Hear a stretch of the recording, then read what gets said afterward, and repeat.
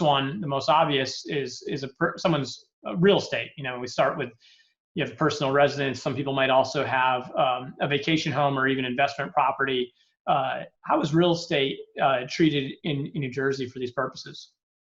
Okay, it's the primary residence is not counted as long as either spouse is living there.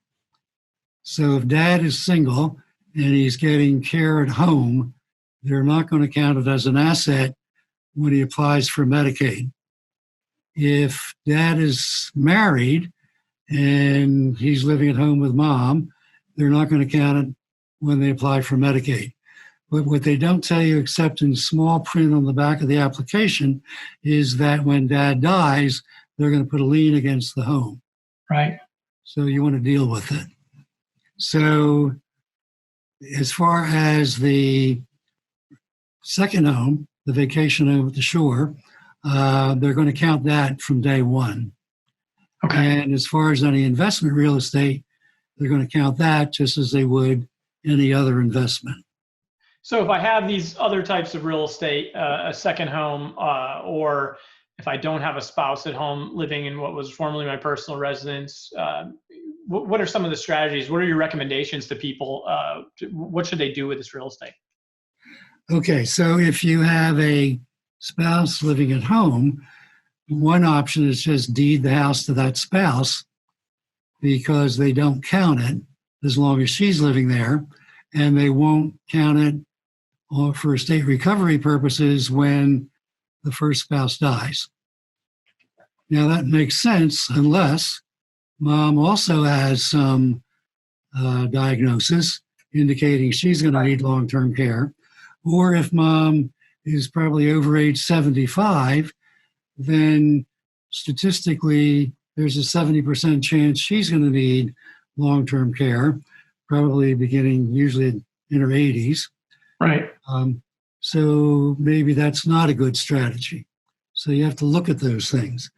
Another strategy is to transfer the home to a grantor trust. And that way, you're going to have a transfer of asset penalty, which we'll talk about as we go along, I assume. But that would protect the home after the 5 years. Okay. Also, the trust can be designed so that if the home is sold during the parent's lifetime, they get the benefit of the $250,000 exclusion from capital gains tax if they're single, or the $500,000 exclusion if they're married. Right. Or if they don't sell it during their lifetime, the kids will get the step up in basis on death. So it's a pretty good strategy. In New Jersey, we have something called the Homestead Tax Rebate. And if your income is below a certain level, then the state sends you a check. You can keep that if you set up the trust. We have a veterans deduction.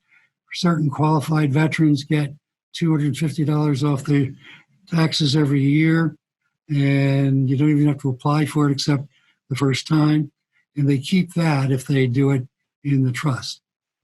There's an exemption, total exemption, for a 100% disabled veteran, and they can keep that if they transfer it to a trust.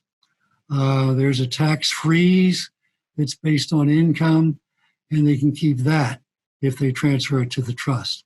So the way the transfer works is you set up the trust, it's a grantor trust, and you can retain all those benefits.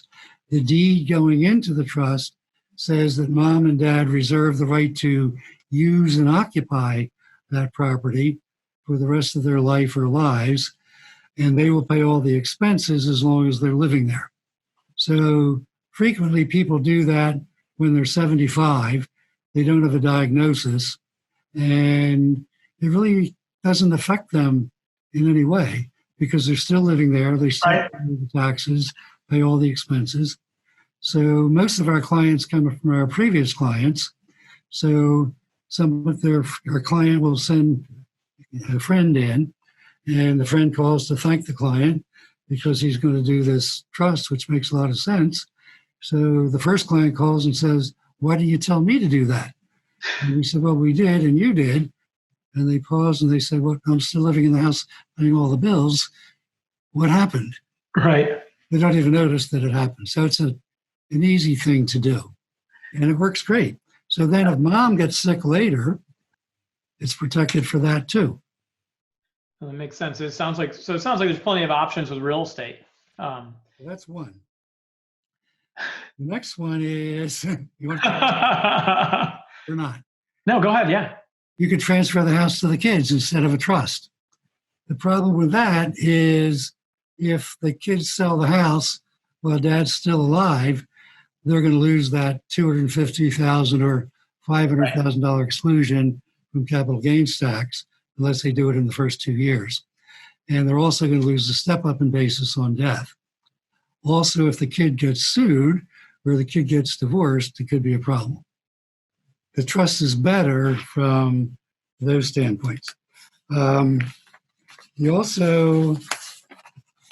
could transfer the home to a child under 21 or a child who's blind or disabled. And there's no Medicaid transfer of asset penalty. But you got to be careful if you transfer the home to a disabled child who's receiving SSI and not living in the house, they're going to lose their SSI. Right, makes sense. Or if you transfer it to a child who has liens against them, the liens are going to attach to that house. So you got to be careful when you transfer it to kids. If you have a brother or sister who has lived in the house for at least a year and has what's called an equitable interest in the house, in other words, they've been paying the bills or a share of the bills, then you can transfer it to them and there is no Medicaid transfer of asset penalty. So sometimes that makes sense. If you have a child who's been providing care for 2 years, sufficient to keep the parent out of a nursing home or assisted living facility, you can transfer the child to them, and there's no transfer of asset penalty.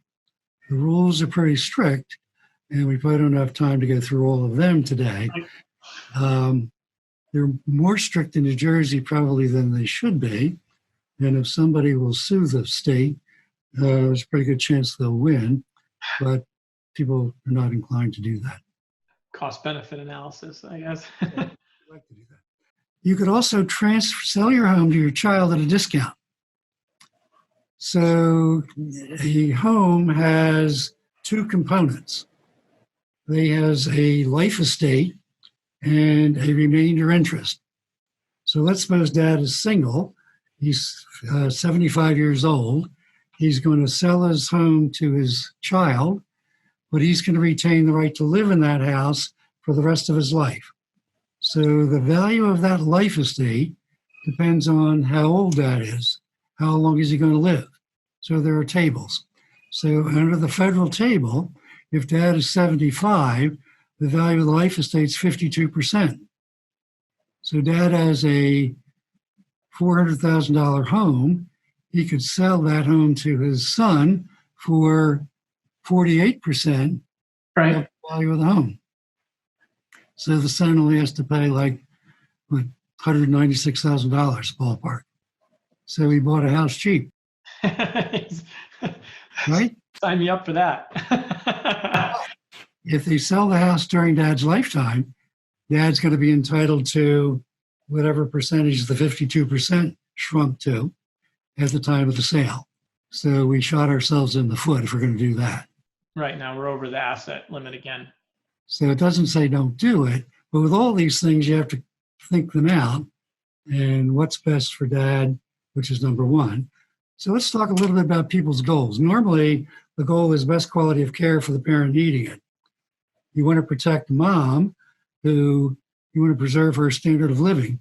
And if all of a sudden she's going to be living on $128,000 and she lost dad's income, that might not be so easy to do. And then the third thing people would like to do is preserve a legacy for their kids. That's more important to the parents, I find, than it is to the kids. But it's something that it's important. No, it is. Kind of parse through all these things.